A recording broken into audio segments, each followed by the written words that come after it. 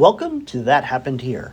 In this episode, we're discussing the amazing history of Bel Air, a colonial-era plantation manor located off of Minnieville Road in eastern Prince William County.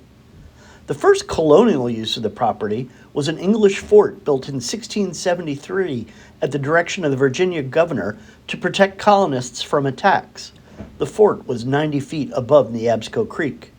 In 1740, Captain Charles Ewell built the house on the ruins of the stone foundation of the old fort. Ewell ran a tobacco plantation here, as well as having a Dumfries-based mercantile business and an iron furnace in Occoquan. Charles married his stepsister Sarah Ball in 1736. Her first cousin once removed was George Washington.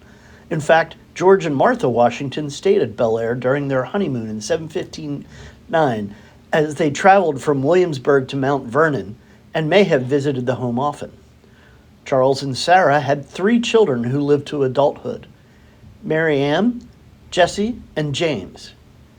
Mary Ann married James Craik, who became the Continental Army's chief physician and surgeon, as well as the friend and personal physician of George Washington. Craik was the first of 3 physicians called to Washington's deathbed.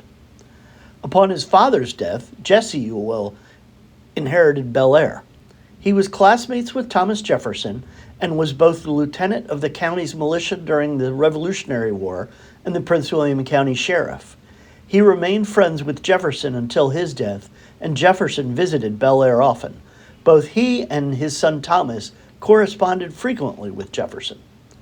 As it was a plantation in Virginia, there was sadly a number of enslaved persons who lived on the property.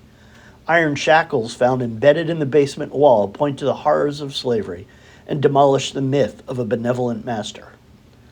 After Jesse's death in 1805, the family fortune dwindled, and Jesse's widow was forced to sell the estate to her son-in-law, Mason Locke Parson Weems, who had married her daughter, Fanny Ewell, at Bel Air.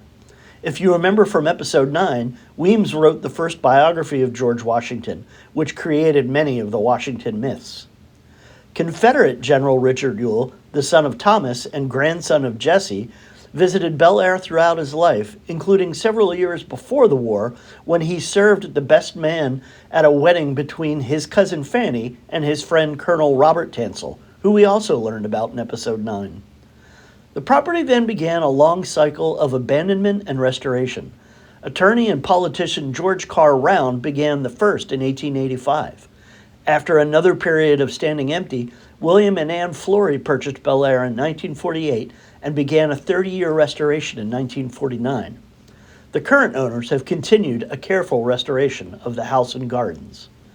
The original entrance to the property was off of Delaney Road, but now it is surrounded by a suburban neighborhood with street names such as Charles Ewell Lane, Parson Weems Loop, and General Washington Drive. The house serves today as a private residence as well as a successful wedding venue.